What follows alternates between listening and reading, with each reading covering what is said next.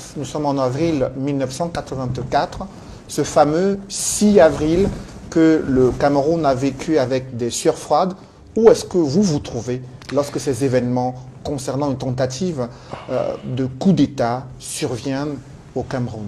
C'est un événement douloureux dont chaque fois qu'on en parle, c'est comme si on remuait le couteau dans la plaie. On fait tout pour l'oublier, mais chaque fois que vous l'évoquez, vous nous amenez donc à parcourir ce passé, à relire ces pages douloureuses et tristes de notre histoire. Lorsqu'il y a eu la tentative de coup d'État, j'étais donc au chemin de fer. J'étais à la direction générale du chemin de fer. Et la tentative de coup d'État a eu lieu le 6 avril. Il s'est trouvé, malheureusement pour moi, que quelques-uns des acteurs qui avaient pris les armes contre les institutions étaient mes amis d'enfance. Du coup, il y a donc eu une présomption, peut-être de complicité ou de connivence, entre ceux-là qui ont pris les armes contre les institutions et moi-même, dès lors qu'il existait donc les liens entre eux et moi. Écoutez, c'était des amis d'enfance, nous avons passé le certificat d'études ensemble, nous étions tous de Garoua, bref, toutes les conditions étaient donc réunies pour que pèse sur moi donc un soupçon de connivence, de complicité ou au moins de connaissance de la chose. Vous avez gardé certains des noms de ces personnes? Non, pas seulement parce qu'il m'a posé une question précise. Je voudrais dire, enfin, qu'est-ce qui s'est passé pour qu'on m'arrête. Alors, il s'est trouvé malheureusement à cette époque-là, nous tous nous étions suspects. Nous étions tous suspects. Toutes les élites du Septentrion qui étaient directeurs généraux, directeurs, ainsi de suite, qui occupaient des postes, ou alors dont la capacité intellectuelle prédisposait à avoir telle ou telle position ou telle vision. Nous étions donc tous arrêtés. Et j'étais de ceux-là, j'ai donc été arrêté et puis envoyé donc à Yaoundé. Ici, je suis venu à Yaoundé, à la CEMIL. Et puis de la CEMIL, donc j'ai été envoyé à Kondengui, où je suis resté, quelque temps. Je suis resté à Kondengui pendant, disons, 6 mois, 6-7 mois. Et puis... Quels sont les motifs de l'arrestation lorsqu'on vous arrête? Quels sont les motifs qui sont formulés contre vous? Bon, écoutez, en vérité, c'était un stéréotype. Il savait très bien qu'ingénieur au chemin de fer, à la direction générale du chemin de fer, de quelque manière que ce soit, je n'aurais pu initier cette tentative de coup d'État. Alors, ce qui m'était reproché, si vous voulez, le réquisitoire, la charge retenue contre moi, c'était donc tentative coup d'État, destruction des biens, assassinat, bref, la liste était longue. En vérité, je n'avais rien de tout ça. Là. Mais la question, monsieur le ministre, je reviens là-dessus. Aujourd'hui, c'est vrai que c'est un épisode douloureux, mais vous avez dit qu'il y a certains de vos amis d'enfance, des camarades de classe, qui étaient donc impliqués dans ces coups d'État. Peut-être qu'il faut donner quelques noms et peut-être rappeler le sort qui a été le leur. Peu importe. Je vous dis, cette page-là, nous gagnerions tous à la tourner. Nous sommes en train de la tourner, je pense que nous sommes en train de la tourner et nous la tournons. Est-ce que le problème, ce n'est pas justement parce rien de donner des noms ou bien de dire ensuite le sort qui leur était réservé. Est-ce que ce n'est pas justement parce qu'on n'arrive pas à faire le deuil, ce deuil-là, qu'on a du mal à régler un certain nombre de questions? Non, vous vous trompez lourdement. D'abord, la règle connue de tout le monde, lorsque vous prenez des armes contre une institution d'État, en particulier une tentative de coup d'État, il y a 2 possibilités. Vous gagnez, vous êtes au pouvoir. Vous perdez, vous payez le prix. Ça, c'est la règle, incontestablement. Ils ont pris les armes, ils ont perdu, et ma foi, ils ont été traduits devant la cour martiale. Tous ceux qui étaient reconnus en ont payé le prix. Donc, et puis, les autres, tous les autres, une bonne partie est donc passée devant le tribunal militaire, c'était mon cas. J'ai été traduit devant le tribunal militaire, reconnu innocent, libéré, et c'est libéré donc que je suis resté en prison pendant en gros 6 ans. Donc c'est pour cette raison que j'ai dit que cette période-là, à force de l'évoquer, vous n'exorcisez pas le mal. Voyez-vous, vous avez tendance donc à réveiller quelque chose que nous gagnerions tous, à exorciser, à faire le catharsis et puis à exorciser. Est-ce qu'exorciser ne signifie pas justement creuser, chercher à comprendre l'exemple de ce qui passait? On l'a fait déjà. La tentative du coup d'État a eu lieu en 84. Comment? Je dis la tentative a eu lieu Quand on dit en qu'on l'a 84. fait, on l'a fait comment? Parce que vous savez que récemment, lorsqu'on parcourt un certain nombre de tabloïds, vous savez que l'Œil du Sahel, par exemple, qui est un journal spécialisé de Septentrion, très souvent à l'occasion de la commémoration de cet événement, revient là-dessus avec un certain nombre d'événements. Ça veut dire que vous n'êtes pas d'accord avec cette approche? Non, non, non, pas du tout. C'est une mémoire collective, une mémoire nationale, une mémoire collective dont nous devons nous approprier, comprendre pour l'exorciser et prendre toutes les mesures pour qu'une telle chose ne se répète jamais. Le fait donc de rappeler ça, que l'Œil du Sahel le rappelle de temps en temps, c'est simplement pour se souvenir de ce qui s'est passé. Il y a des dizaines d'officiers, qui ont été exécutés sur la place publique, d'autres sont morts par inanition. Et je ne vais pas revenir sur d'autres les circonstances dans lesquelles ces procès sont déroulés, en Fou, à Yaoundé, entre autres. Vous estimez que on a passé l'éponge, on n'en parle plus? Est-ce que vous étiez là pour dire tout ce que vous êtes en train de dire? Vous n'étiez pas là. Parce que vous estimez que c'est faux ce que je dis, monsieur Non, le non, ministre? non, je ne dis pas. Mais je dis, lorsque vous dites quelque chose, il faut le dire avec réserve. Il se dit, on a dit. Mais lorsque une déclaration est aussi catégorique et péremptoire, ça veut simplement dire que vous détenez la vérité. Je conteste ce que vous avez dit, mais une fois de plus, ces événements ont été douloureux. Nous sommes en train de l'exorciser. On est en train de le soigner. Celui qui préside aux destinées de cette nation est parfaitement conscient de la situation et les mesures ont été prises, sont en train d'être prises et seront prises pour que ces stigmates-là, qui malheureusement survivent ça et là, disparaissent. Mr. Minister, how did your trial unfold? How did you lead When I those was moments arrested, of your trial? When I was arrested, I was charged for having been part of this plot, this abortive attempt of coup d'etat. Okay? I was charged. I was court-martialed, brought to justice, brought to book. Then, as I was completely innocent, not knowing anything about the plot which was taking place, then I was acquitted. I was freed. I was liberated. Instead of letting me go according to the law, they decided to keep me in prison, and I spent almost 6 years. And the question is why? The question is why?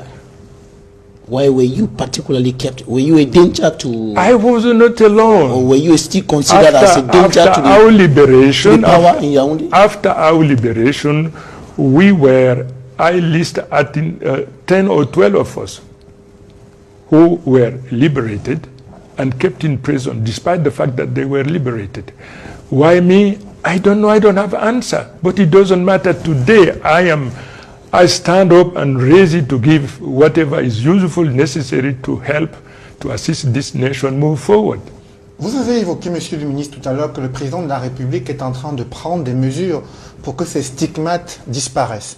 L'une des mesures attendues concerne l'ancien président de la République, Amadou Ahidjo, dont la dépouille est toujours à Dakar, au Sénégal. Vous savez que son épouse, Germaine Ahidjo, a demandé au gouvernement camerounais de procéder à son transfert vers le Cameroun et l'organisation des obsèques dignes d'un chef d'État pour le président Amadou Ahidjo. Que pensez-vous de cette demande formulée depuis de nombreuses années par l'épouse du premier président de la République du Cameroun? Le chef de l'État est chef de toute la nation. Il est dépositaire de l'histoire de toute la nation. Il en est garant. C'est vrai que le président de la République, l'ancien président Ahidjo, aujourd'hui se trouve à Dakar, mais il y a d'autres nationalistes qui étaient bannis, qui se trouvent aussi à l'extérieur. La responsabilité du président de la République, c'est d'engager une opération globale de la réhabilitation de la mémoire, du rapatriement de tous les corps de ceux de nos septentrions qui, d'une manière ou d'une autre, ont contribué à l'avènement de l'indépendance, à la gestion du Cameroun après l'indépendance, et ainsi de suite. Le président de la République est parfaitement conscient de cette situation, mais il est également conscient de ce qu'il y a d'autres nationalistes. Madame Ahidjo a demandé cela, les UPCistes ont demandé la réhabilitation, ainsi de suite, ainsi de suite. Le président de la République doit intégrer tous ces facteurs-là. Voyez-vous, il y a ceux de nos compatriotes qui ont donné de leur sang pour que nous accédions à l'indépendance et dont la mémoire n'a pas été réhabilitée et dont le cours se trouve aujourd'hui hors du Cameroun. C'est le cas de tel ou de tel, mais le président Ahidjo, pour avoir été le premier président et dont le corps se trouve, effectivement, son corps mérite d'être au chef de l'État, donc, le moment venu, de parcourir donc la liste. Can you allow me please to complete before you take the floor, please? Go ahead, Mr. Please, please. Donc, il appartient au chef de l'État de faire donc l'inventaire de tous ces cas-là. Et puis de procéder, parce que cela contribuera donc, fera partie des monuments historiques qui permettront au président de la République d'entrer dans l'histoire par la grande porte. Monsieur le ministre, j'aimerais que vous précisez votre pensée. Elle est Est-ce que vous précisée. êtes favorable au rapatriement de la dépouille du président Amadou Ahidjo et l'organisation des obsèques dignes d'un chef d'État qu'il a été pour le Cameroun? Monsieur, je n'ai absolument rien contre. Je n'ai absolument rien contre. Absolument rien. Tout au contraire.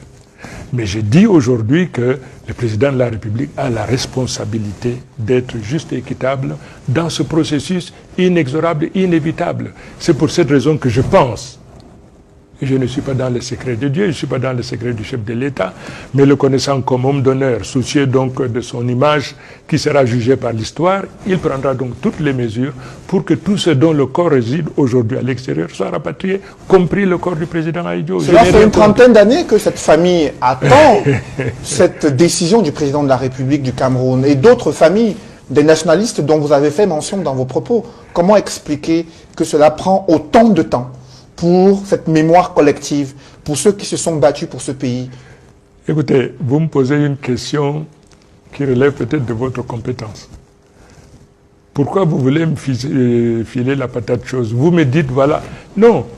You're a member of government. I am a member of You should government. know. Yes. Why is it taking this long for this to be done? I said that this is long for you. The reason why this has not yet taken place, I can't tell you today, but there are reasons, there are profound reasons for which it has not yet taken place. But I am convinced that day in, day out, it will take place. It is just a matter of time, matter of giving time to the head of state because this falls within his responsibility. You see, He has been in power for close to 4 decades now. this is your problem. This is the problem of the nation. He is in power for 4 decades. And he has not been able to do For this for 40 close to 4 years, decades now. he is there for 40 years, and this is the will of the people. This is the will of the people. Mais en attendant que le président de la République prenne cette initiative, monsieur le ministre Issa Tuabaka, et vous êtes originaire de Garoua, lorsque vous y allez, et bientôt vous irez à Garoua dans le cadre de la campagne électorale pour les élections législatives et municipales à venir, est-ce que vous n'êtes pas gêné, est-ce que vous n'êtes pas embarrassé lorsque vous lisez dans le regard de ces populations qui attendent effectivement le retour du président Ahidjo et qui attendent également qu'un certain nombre de choses soient dites, par exemple, sur toutes ces personnes qui, à l'occasion du putsch d'avril 84, ont été tuées. Est-ce que quand vous lisez dans leur regard, vous n'êtes pas gêné, vous n'êtes pas embarrassé? Est-ce que vous ne vous dites pas que quelque chose doit être fait le plus tôt possible? Vous savez, vous procédez à une lecture émotionnelle. L'État a une âme, mais l'État est sans état d'âme. Le chef de l'État fixe des priorités pour la marche de sa nation, fixe des priorités. Vous me posez la question, je ne suis pas chef d'État, 1, 2, 2. Les populations, vous savez, Ahidjo était musulman. S'il faut appliquer le code de l'islam, le musulman est enterré là où il est tombé. Le musulman est enterré là où il est tombé. Donc, quand vous me posez la question de savoir si je regarde les yeux des autres, dans quel état d'esprit ils sont musulmans pour la plupart, au moins à Garoua, et pour eux, là où se trouve le président Ahidjo, il devait être enterré là-bas, conformément aux prescriptions, aux indications de l'islam. Mais je parle sous le contrôle des docteurs de l'islam. Je peux me tromper dans cette déclaration. Si tel était le cas, je m'en excuse. Mais Ahidjo, là où il se trouve, je vous prie de me croire qu'en tant que musulman, ça ne gêne aucun musulman. Mais maintenant, si on ramène le corps, ce corps va nous rappeler sa mémoire, toutes ses réalisations, nous les célébrerons et son corps sera donc enterré avec l'honneur, avec la dignité due à son rang. Monsieur le ministre, après avoir été libéré, après 6 ans que vous avez passé en prison, vous l'avez dit tout à l'heure, un peu plus de 6 ans, dès que vous sortez, votre engagement politique se fait au sein d'une formation politique dite de l'opposition. Qu'est-ce qui explique ce choix fait au début des années 90? Écoutez, j'avais d'abord un objectif, que ce qui m'est arrivé n'arrive plus jamais à personne. Il me fallait donc trouver un espace pour expliquer, pour extirper, pour exorciser ce mal dont j'ai été victime, parce que l'homme politique fait en sorte que sa souffrance ne soit pas contagieuse, qu'elle ne s'imprime pas dans l'histoire de telle façon qu'il y ait répétition. C'est pour ces raisons que j'étais engagé. Mais je sors de la prison, nous étions à peu près une dizaine à Yoko. J'ai été à cette époque-là le seul à avoir été libéré. J'avais laissé donc les autres en prison. Avant de partir, je leur ai dit la chose suivante. Je suis malheureux de sortir et de vous laisser derrière, mais dites-vous bien une chose, je me battrai pour que vous sortiez. Il y a 3 possibilités. On m'arrête à nouveau, on me renvoie en prison. Ou alors vous apprenez que j'ai été tué. Mais de toute façon, je me battrai pour qu'on vous sorte de prison. Je sors donc, j'arrive à Garoua. Ça a coïncidé effectivement avec le vent de l'Est qui soufflait en rafale et puis qui a donc permis la naissance de la démocratie. Et je décide donc d'organiser la marche de libération à Garoua qui devait permettre à ceux de mes compagnons d'infortune qui étaient à Yoko de sortir. Pourquoi? Parce que la loi d'amnistie signée par le chef de l'État était une loi de portée générale et inconditionnelle. Il s'est trouvé que j'étais sorti seul et les autres étaient restés. Ma responsabilité donc, c'est de donner de la voix, organiser cette marche, quel que soit ce que cela aurait pu me coûter. C'est ce que j'ai fait, et je ne regrette pas, et j'en suis très heureux. Bon, alors ça a coïncidé effectivement avec l'avènement de la démocratie. Vous avez organisé une marche à Garoua, malgré les interdictions qui avaient été formulées à l'époque. Pourquoi vous vous êtes autant entêté, monsieur le ministre, à l'époque, en janvier 90? C'est le devoir, monsieur. C'est le devoir. Quand on est un homme d'honneur, on n'a peur de rien. Quand on a une responsabilité comme celle-là, on a peur de rien. Surtout, on a été, comment dirais-je, victime. On a été victime. Tous ceux que j'ai laissés en prison, ils attendaient beaucoup de moi. On ne sait pas. Vous savez, lorsque vous êtes assigné à résidence, surtout dans une prison comme Yoko, ce qui va vous arriver, personne ne sait. J'ai eu le privilège extraordinaire d'avoir été libéré. D'autres sont donc en prison. Mon devoir, c'est de me battre, quoi qu'il m'en coûterait, pour qu'ils sortent. C'est ce qui s'est passé. Voyez-vous, et puis les événements par lesquels nous sommes passés ont vidé de nous la notion de peur. Ça vous vide complètement de la notion de peur. Quel regard portez-vous sur l'État du Cameroun à ce moment précis? Écoutez, ce qui nous préoccupait à ce moment-là, ce n'est pas l'État du Cameroun, mais c'était l'avènement, la possibilité qui était donnée aux Camerounais d'être aux commandes de leur existence dans la perspective donc d'une démocratie qui était en cours de construction. L'État du Cameroun est là, mais nous étions décidés donc à faire en sorte qu'un nouveau Cameroun émerge à la suite donc de tous les événements que vous connaissez. Pardon. Je vous en prie, monsieur le ministre. Alors, vous avez des relations avec Samuel Eboua et l'UNDP. Comment se nouent ces liens et comment est-ce que vous vous engagez au sein de cette formation politique? Oui, alors cette formation, pourquoi le président Eboua? Le président Eboua parce que lorsque le président national de l'UNDP avait annoncé la création de son parti, il était à Paris. Il a porté donc l'information à la connaissance de Mme Aïdjo. Mme Aïdjo, connaissant donc le président national de l'UNDP, a pensé que à la phase de création, il était indispensable de trouver un homme de qualité, un homme dont on ne peut pas douter des valeurs intrinsèques, ainsi de suite. Il fallait trouver donc cet homme pour lui demander, en attendant donc le retour du président national de l'UNDP, d'accepter de prendre la tête de l'UNDP, premièrement.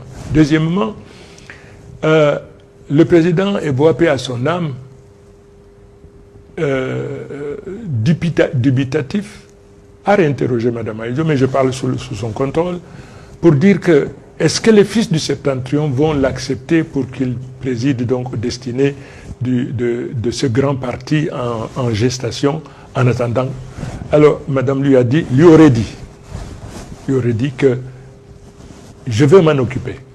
Madame Ahidjo appelle donc mon tuteur, paix à son âme, Tanko Hassan, et quelques autres quartiers pour leur demander d'apporter à M. Yeboah le soutien dont il a besoin pour la mise en place de ce parti. Et comme le président Tanko était mon parrain, mon tuteur, chez qui je vivais tout au long de mon séjour à Douala et avec qui je m'entendais parfaitement bien, il m'a demandé donc de joindre donc ce grand mouvement en essence et d'accepter, parce que mon objectif était de créer un parti politique. Il se trouve malheureusement que je n'en avais pas les moyens. Je sortais de prison, je n'avais pas un copec, voyez-vous, mais ce n'est pas l'envie qui a manqué. Il se trouve malheureusement que je n'en avais pas. C'est donc pour ces raisons que quand le président Tanko m'a demandé de prendre ce train en marche, de participer à sa création, j'ai accepté. Et du coup, pour faire court, j'étais à la fois secrétaire politique de ce parti et secrétaire national à l'organisation. Toute chose qui me convenait très bien puisque j'ai toujours été politique au cours de ma formation universitaire en France comme à mon retour au Cameroun. Mr. Minister, what specific role did you play in the creation of that political party? Well, I was one of the leading members of this political party. As I told you, when we decided to organize this march, objective being to free people from fear, to enable them to be at the helm of their life, I became one of the most important leaders. I was a politician. I have always been. Those who had to stand by me to give me the necessary support in order to fulfill this, they were not politicians. They needed me to stand by them to explain the reason why it was indispensable to accept and to follow me. This is the role I played, and this has been the impetus, the incentive which enabled UNDP to become the first and most important political party at this time. Est-ce que vous pouvez rappeler, Monsieur le ministre, les termes de référence du recrutement entre griffes de Samuel Yeboah? Vous comprenez le sens de ma question? Précisez, là, si moi je comprends, peut-être que les téléspectateurs, eux, ils ne comprennent pas.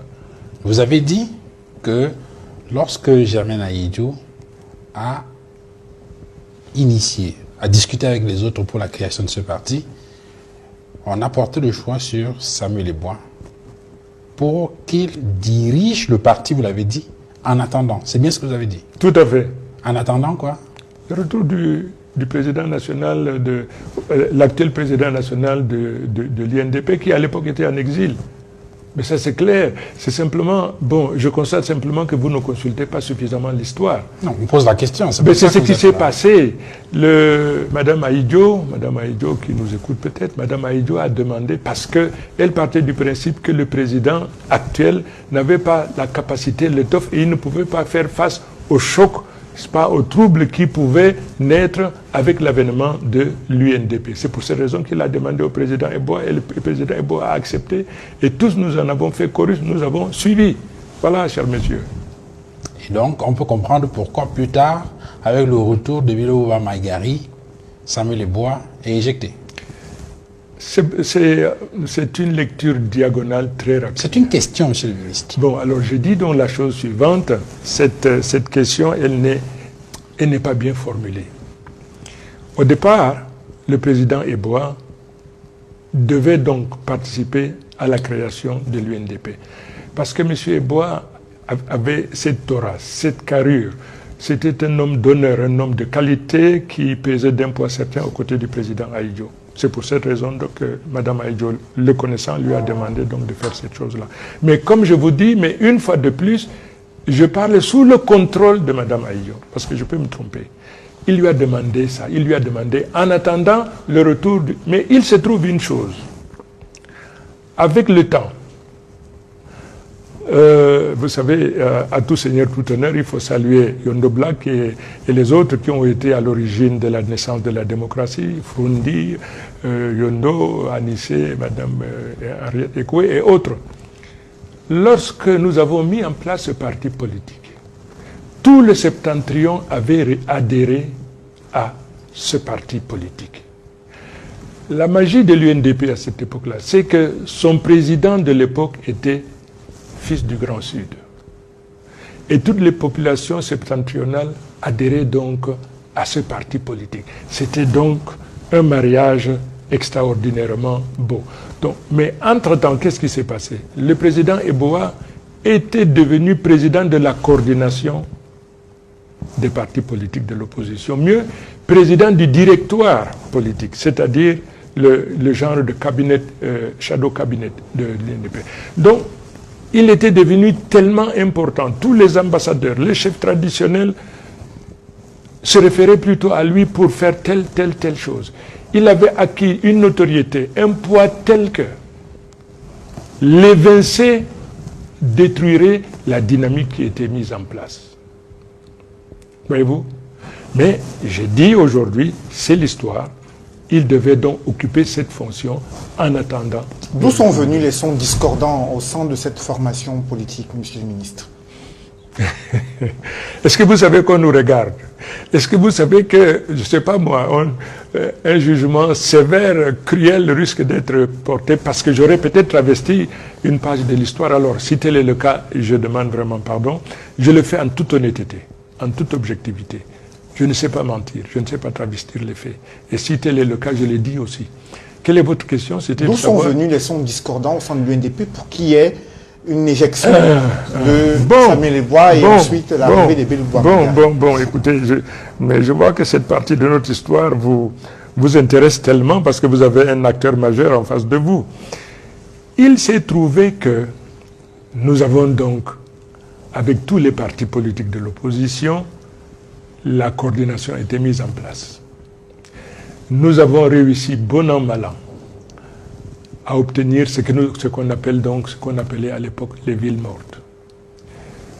Toutes les villes du Cameroun, à l'exception de Yaoundé et quelques villes donc dans le sud, obéissaient donc aux injonctions de l'opposition. Ça a duré 3, 4, 5, 6, 7 mois. Et chaque fois donc qu'on revendiquait la conférence nationale souveraine, le président Biya est resté fidèle à son engagement en nous rappelant que la conférence nationale souveraine est sans objet.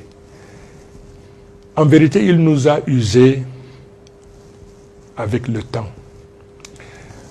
Si au départ, volontairement, les Camerounais qui aspiraient également au multipartisme adhéraient à l'idée des villes mortes pour contraindre l'exécutif à accéder à la conférence nationale souveraine,